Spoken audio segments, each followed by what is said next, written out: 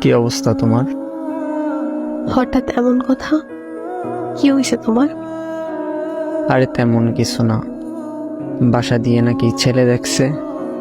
হুম, তো কি হয়েছে? ছেলের নাকি সরকারি চাকরি আছে। থাকতে পারে, জানি না। ও আচ্ছা।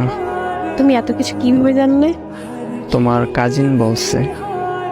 ও আচ্ছা, এইসব খবর ও ভালো রাখে। তোমার পরিবার তো মনে হয় রাজি। কি করবে এখন? আমাদের সম্পর্ক কি এখানেই সমাপ্তি? এই শোন, বিয়ে আমি করব, আমার পরিবার না। আর তোর এত কিছু কে ভাবতে বলছে? তোর সামনে পরীক্ষা, তুই পড়াশোনায় মনোযোগ দে। আমি তোর ছিলাম, তোর আছি, তোরই থাকবো। তুই পরীক্ষাটা দে আগে, তারপর হাত ধরে নতুন জীবন শুরু করব। সত্যি তো? হ্যাঁ সত্যি।